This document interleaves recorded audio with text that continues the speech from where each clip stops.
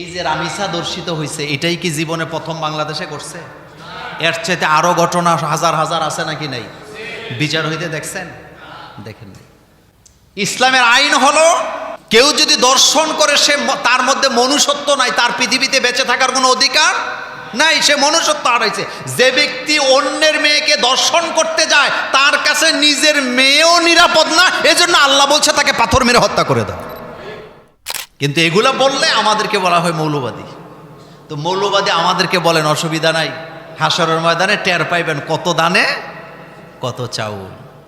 বাংলাদেশে যদি 4টি বিচার কোরআন দিয়ে করা হতো, বলেন কয়টা?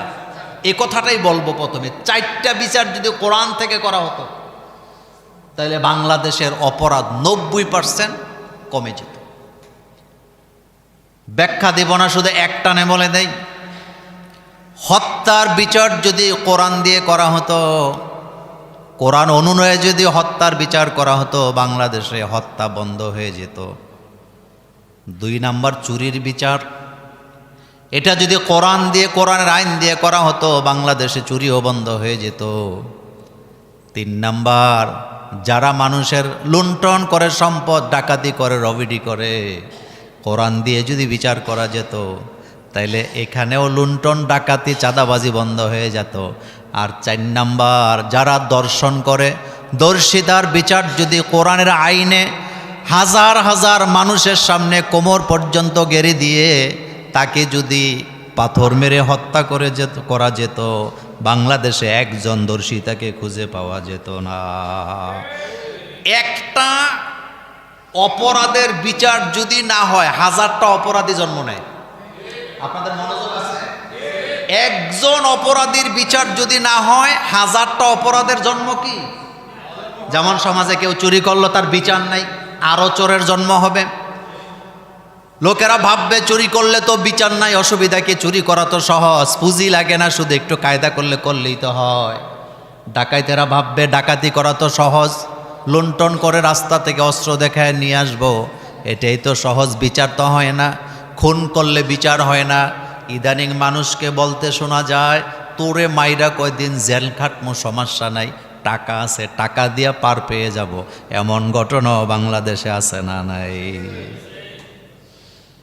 দর্শিতার বিচার হতে হবে কোরআন দিয়ে। যতক্ষণ পর্যন্ত আপনি এটাকে করতে না পারবেন, আপনি দর্শন বন্ধ করতে পারবেন না।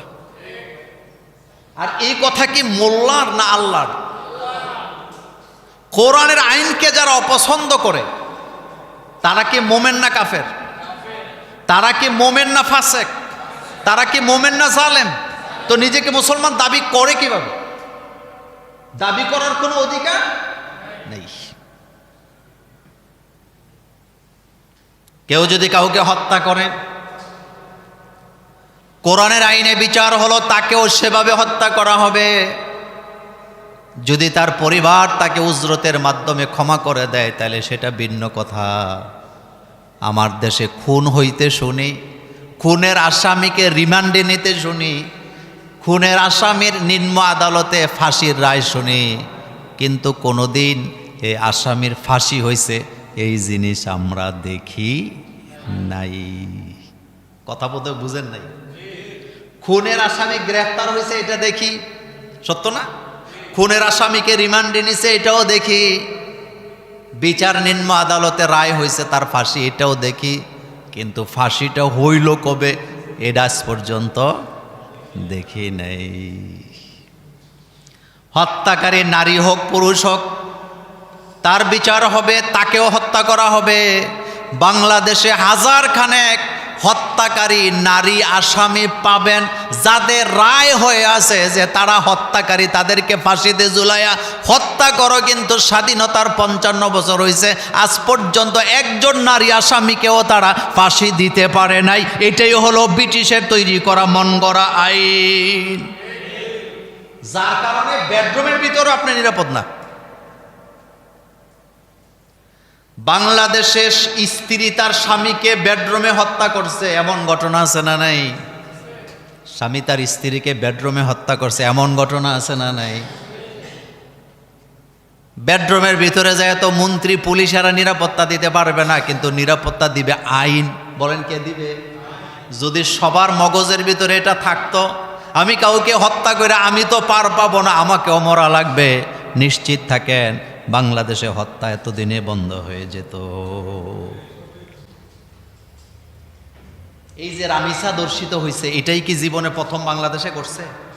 এর চাইতে আরো ঘটনা হাজার হাজার আছে নাকি নাই? বিচার হইতে দেখছেন? দেখেন। ইসলামের আইন হলো কেউ যদি দর্শন করে সে তার মধ্যে মনুষ্যত্ব নাই, তার পৃথিবীতে বেঁচে থাকার কোনো অধিকার নাই, সে মনুষ্যত্ব হারাইছে।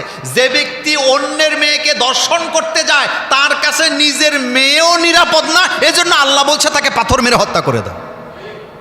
এটা সমাজের জন্য ক্যান্সার। বলেন এটা সমাজের জন্য কি ক্যান্সার? কিন্তু এগুলা বললে আমাদেরকে বলা হয় মৌলবাদী। তো মৌলবাদী আমাদেরকে বলেন অসুবিধা নাই, হাসরের ময়দানে টের পাইবেন কত দানে কত চাউল।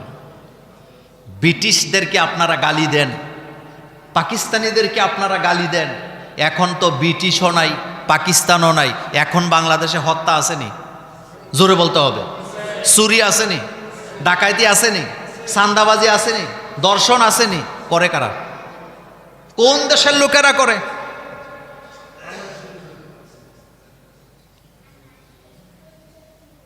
এজন্য কোরআনের আইনের বিকল্প কোনো শান্তি খুঁজে পাওয়ার কোনো সম্ভাবনা কি?